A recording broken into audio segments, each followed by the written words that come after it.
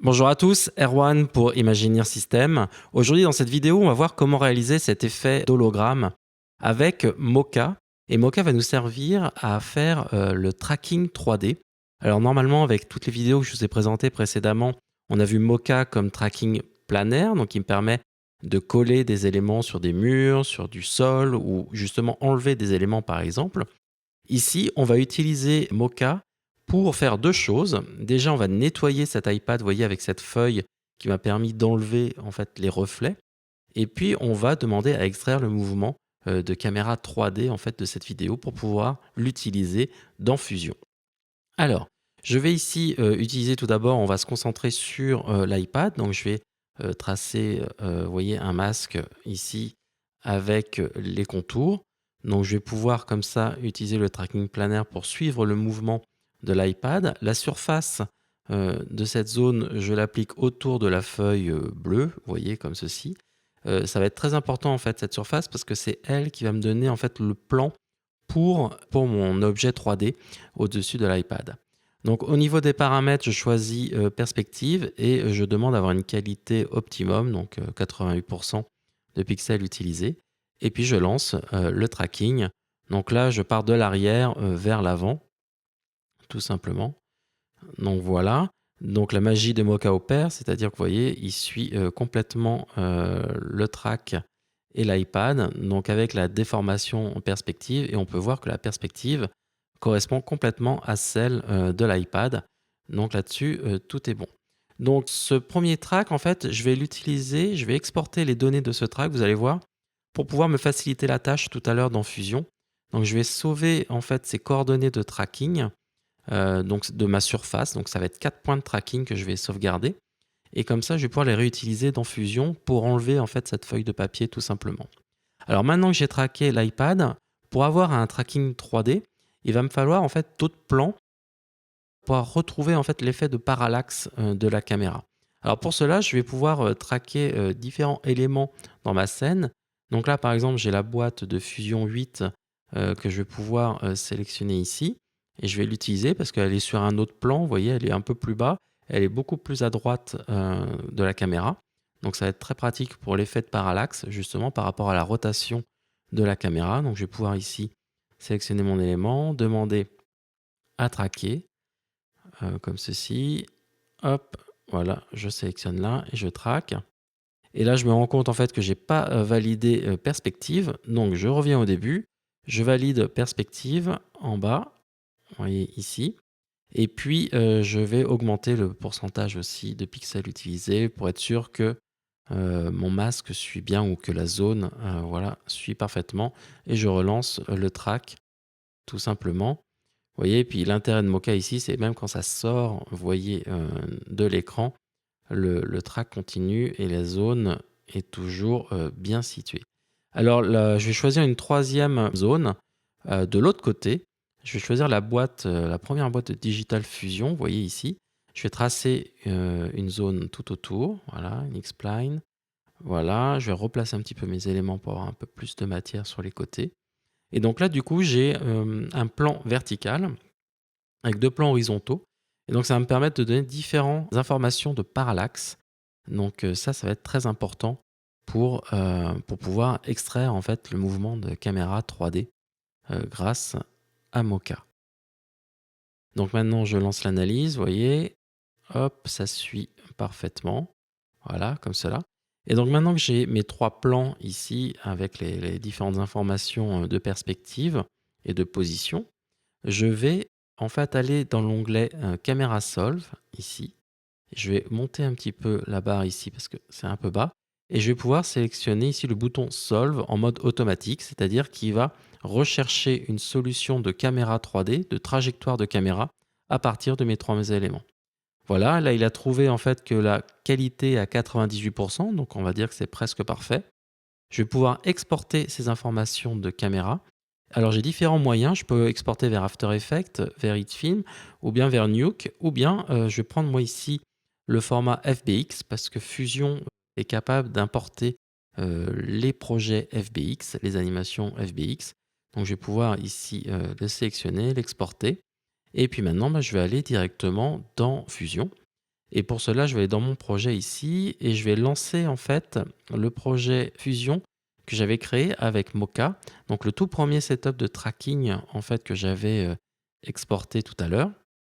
Alors pourquoi ça? Parce que je vais d'abord m'occuper de l'arrière-plan et je vais nettoyer cet iPad. Donc l'intérêt ici, c'est que vous voyez que j'ai donc, grâce à Mocha, j'ai réussi à avoir en fait, à exporter les 4 coins en fait de ma surface, de ma page bleue ici que j'avais sélectionné, que j'avais placé. Et donc du coup, grâce à ces 4 points de tracking, je vais pouvoir placer par exemple un arrière-plan. Je vais créer voilà, une image, vous voyez, noire par-dessus. Et je vais demander à cette image de se positionner aux 4 coins en fait de ma page, des 4 coins de tracking.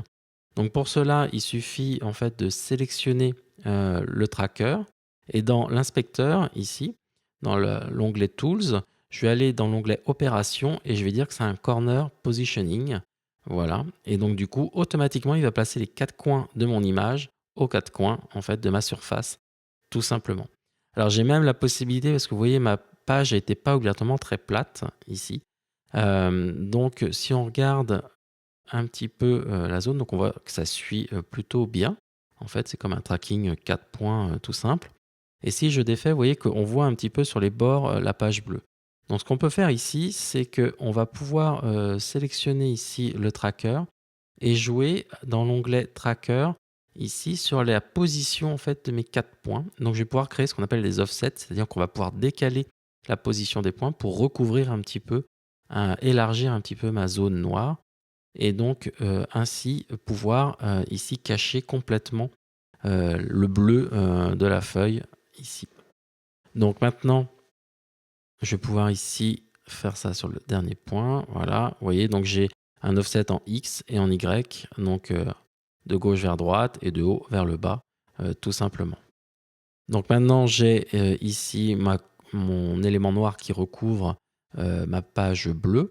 Le seul problème, c'est que vous allez voir ici, je vais appeler un outil de correction colorimétrique et je vais jouer sur le lift pour assombrir dans les tons sombres ici, pour pas que les bords de l'iPad soient plus clairs en fait que ma page noire ici. Alors, on voit qu'il y a un tout petit bout de page bleue qui est visible au fond, mais on s'en fiche parce qu'on va avoir l'hologramme qui va cacher tout ça.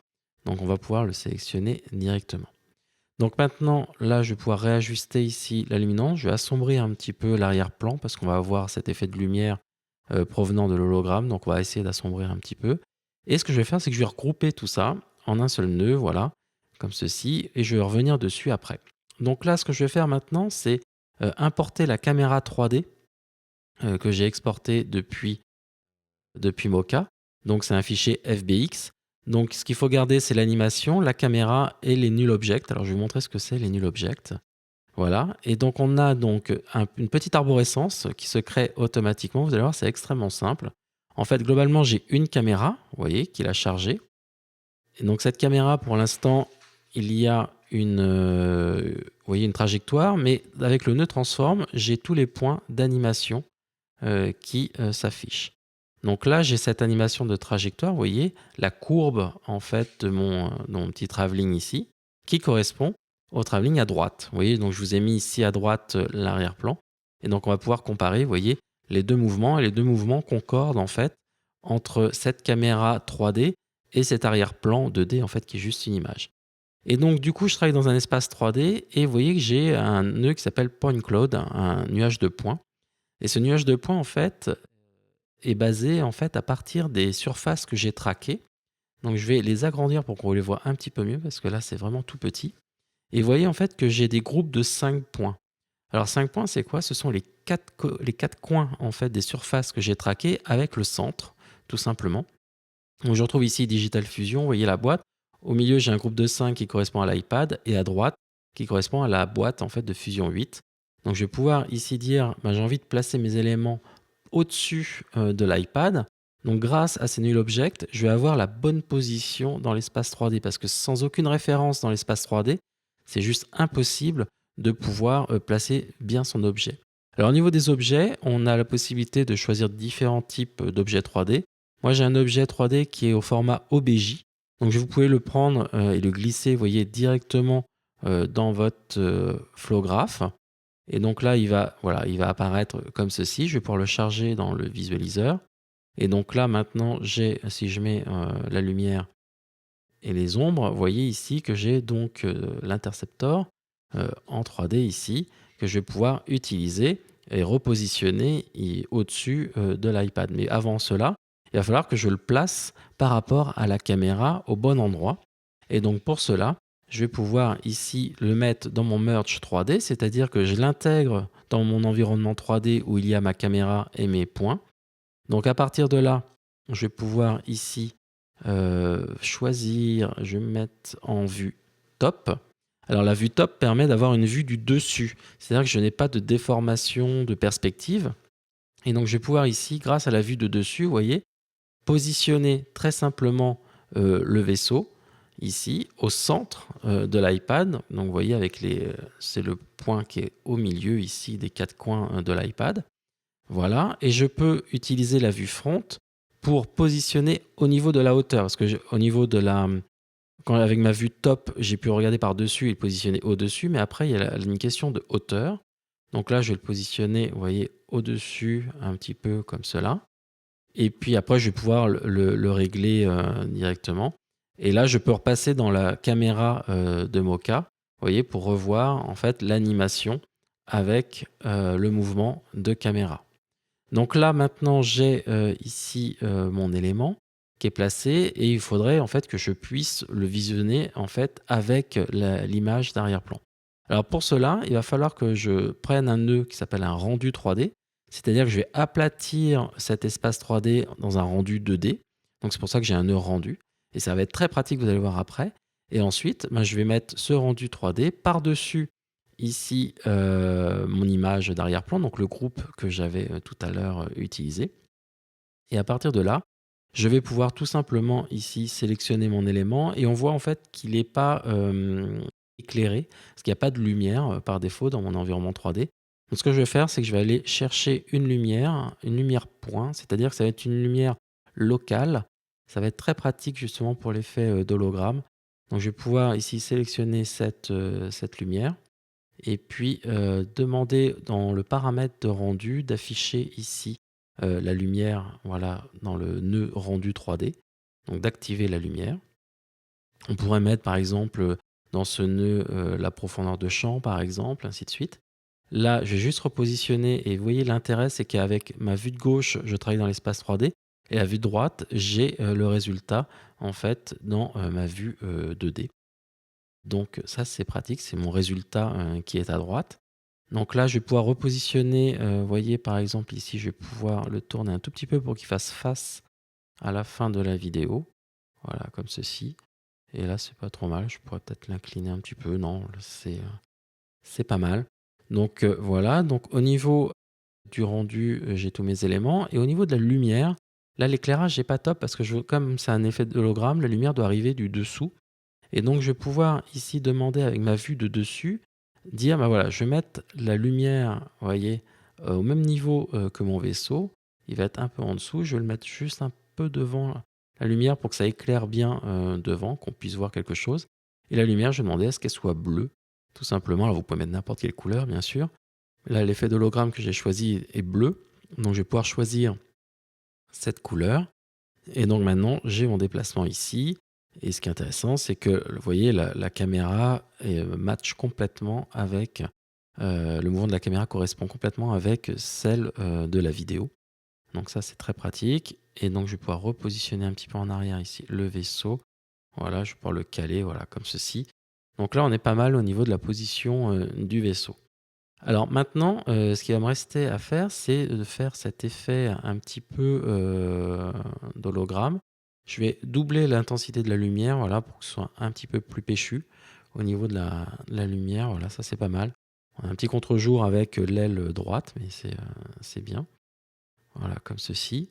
Et puis donc, il va falloir que je fasse un peu cet effet d'hologramme. Alors pour cela, c'est très simple. Je vais repartir ici du nœud de rendu. Donc c'est un nœud de rendu 2D. Donc ce qui est bien ici, c'est qu'on peut mixer la vraie 3D avec la 2D dans la même arborescence. Et donc du coup, j'ai pas de rendu intermédiaire à faire. Et donc à partir de ce nœud-là, je vais pouvoir utiliser mon chutier d'effets, aller par exemple dans les différentes catégories. Par exemple, je vais dans effets et j'ai un effet TV, donc un effet de téléviseur, vous voyez, avec les bandes Skyline. Donc je vais pouvoir ici agrandir un petit peu, parce que si vous n'êtes pas à la bonne échelle, l'effet peut être un petit peu bizarre. Donc là, j'ai bien toutes les bandes ici. Donc on voit déjà, il y a une semi-transparence qui s'applique. Et ce qui est intéressant, c'est que là, j'applique un effet en 2 dimensions. Et donc du coup, c'est beaucoup plus rapide en fait que si je jouais, que si j'appliquais un shader par exemple en 3D pour avoir cet effet. Donc là, je mets un glow en même temps pour donner un petit effet supplémentaire. Et puis, tant que j'y suis, je vais placer un color correct. On ne sait jamais si j'en ai besoin pour le vaisseau. Alors, vous voyez, on peut mettre les nœuds directement, ça s'insère directement entre les deux. Et je vais en mettre un sur l'arrière-plan, parce que je vais refroidir un petit peu cette image d'arrière-plan qui est trop chaude par rapport à l'hologramme. Donc, je vais pouvoir sélectionner ici l'hologramme, demander à ce que l'image soit un petit peu plus froide. Donc voilà, je vais dans les teintes un petit peu plus bleutées. Voilà, comme ceci. Voilà. Donc là, j'ai bien sélectionné mon élément. Et puis, je vais baisser encore la luminance pour faire ressortir encore plus l'hologramme et qu'on ait cet effet un peu de nuit. Donc voilà, au niveau des skylines, de mon effet de téléviseur, je peux augmenter justement, vous voyez, la transparence et augmenter le nombre de lignes. Et puis, cet effet téléviseur a plusieurs paramètres que je vais pouvoir ou non utiliser.